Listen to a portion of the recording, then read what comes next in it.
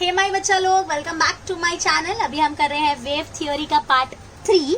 ये पार्ट देखने से पहले पार्ट 1 और पार्ट 2 जरूर देख लेना। ओके, अभी हम कर रहे हैं अनपोलराइज्ड लाइट। पहली बार जो लाइट होती है उसमें दो फील्ड होती है, एक होती है इलेक्ट्रिक फील्ड और एक होती है मैग्नेटिक फील्ड। ये दोनों भी आपस में परपेंडिकुलर होती है और ये जिस डायरेक्शन में जा रही है उसको भी परपेंडिकुलर होती है। लेकिन ये जो पोलराइजेशन फिनोमेना है वो सिर्फ और सिर्फ इलेक्ट्रिक वेक्टर की वजह से ही देखा जा रहा है। याद रखेंगे, इलेक्ट्रिक फील्ड की वजह से ही सिर्फ पोलराइजेशन देखा जाता है।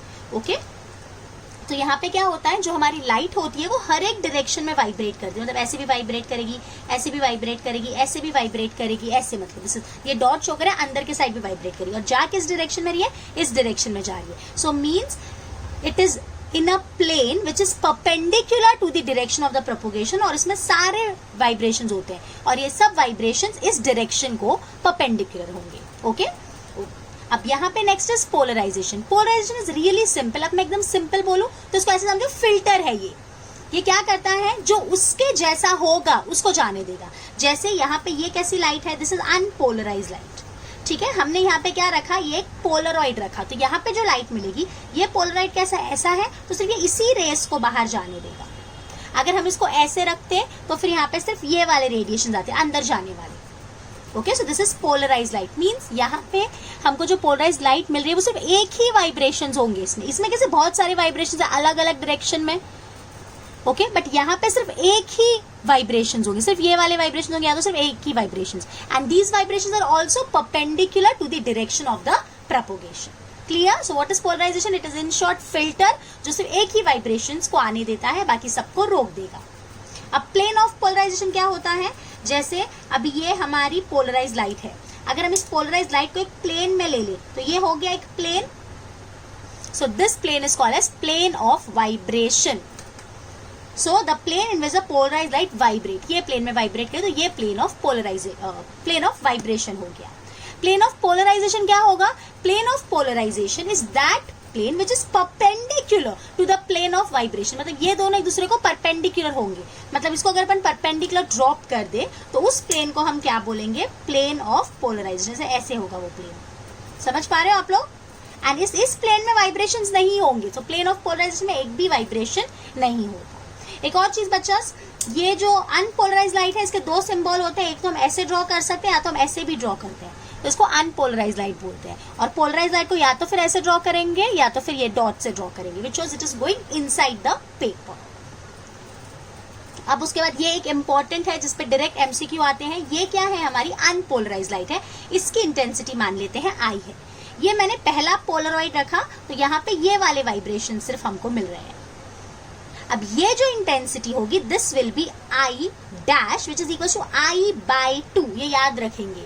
अगर अनपोलराइज लाइट है, उसको हमने फर्स्ट पोलरॉइड से पास किया तो उसकी इंटेंसिटी हमेशा आधी हो जाएगी। ठीक है, उसके बाद अब ये लाइट कैसी हो गई, पोलराइज लाइट। अब ये क्या है, एक दूसरा पोलरॉइड है और इसको हमने इस एंगल पे रखा है फाई। तो ये जो इंटेंसिटी होगी आई डबल डैश मैं नाम दे रही हूं, this will be equal to I dash cos square phi. मतलब यहाँ पे क्या इंटेंसिटी मिली, आई डैश, ये पोलराइज लाइट की, फिर उसको हमने दूसरे पोलरॉइड से पास किया जिस जो फाई एंगल बना रहा है। ठीक है, किसके साथ, ये वाले पोलरॉइड के साथ। तो यहाँ पे हमको जो इंटेंसिटी मिलेगी उसका फॉर्मूला क्या होगा, I dash cos square phi. Again this is really important, star mark करेंगे बच्चे सब लोग, बहुत इंपॉर्टेंट है। ठीक है, okay, so next is Brewster's law. Brewster's law में क्या है, ये जो लाइट है दिस इज अनपोलराइज्ड लाइट। इसको हमने किसी एंगल पे हिट किया तो ये जो लाइट है ये रिफ्लेक्टेड लाइट है और ये रिफ्रैक्टेड लाइट है। तो पहले क्या किया हमने, ये एंगल चेंज किया, एंगल ऑफ इंसिडेंस को चेंज किया। तो हमने क्या देखा, ये जो रिफ्लेक्टेड लाइट थी ये पार्शियली पोलराइज थी, मतलब आधी पोलराइज थी आधी नहीं थी। लेकिन एक स्पेशल एंगल पे ये जो रिफ्लेक्टेड लाइट है कंप्लीटली पोलराइज्ड हो गई। तो जब ऐसा होगा तो ये जो वो टाइम पे जो एंगल ऑफ इंसिडेंस होगा उसको हम क्या बोलेंगे, पोलराइजिंग एंगल आई पी। और ये तभी होगा जब रिफ्लेक्टेड रे और रिफ्रैक्टेड रे के बीच में एंगल होगा 90 डिग्री। ओके, तो हमको पोलराइजिंग एंगल कब मिलेगा, जब रिफ्लेक्टेड और रिफ्रैक्टेड रे के बीच में एंगल 90 डिग्री होगा और ये रिफ्लेक्टेड रे कंप्लीटली पोलराइज्ड होगी। मान लेते हैं ये है रिफ्रैक्टिव इंडेक्स μ1 और ये है μ2। तो अभी आपको मैं बताती हूँ, ये वाला एंगल भी आपको पता है, ये भी हमारा आई पी ही होगा और ये हमारा angle of refraction R P. तो हम ऐसा लिख सकते हैं साइन IP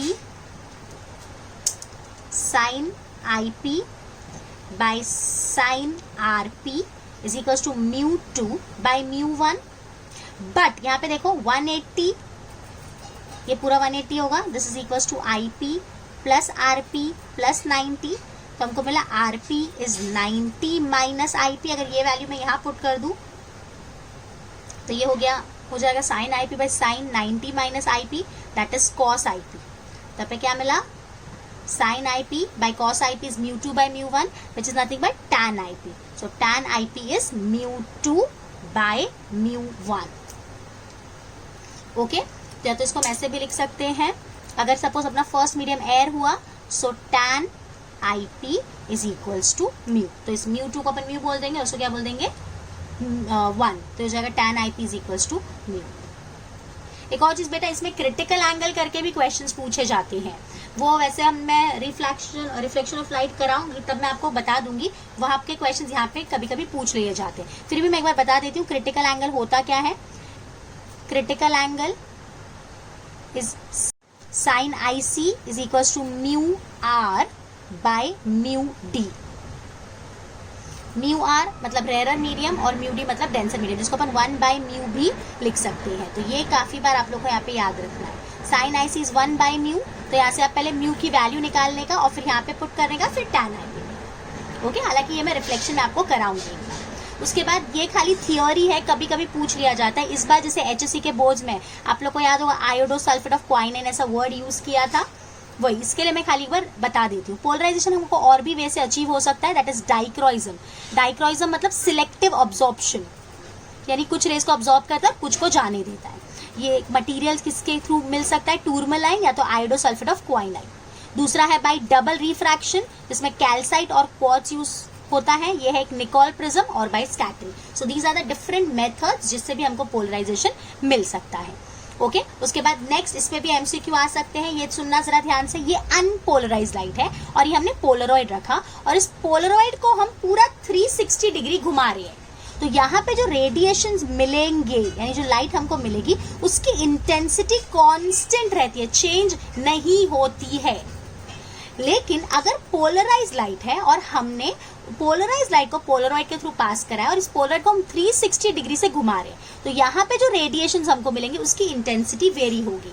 2 बार ये मैक्सिमम होगी और 2 बार मिनिमम होगी। क्लियर? तो अगर आपको ऐसा क्वेश्चन पूछा कि सपोज लाइट है जिसको हम पोलरॉइड से पास कर रहे हैं, तो इंटेंसिटी 2 बार मैक्सिमम हुई और 2 बार मिनिमम हुई, या तो ऐसे बोल देंगे इंटेंसिटी वेरी हुई, तो तुरंत हमको पता चल जाना चाहिए the light will be polarized light.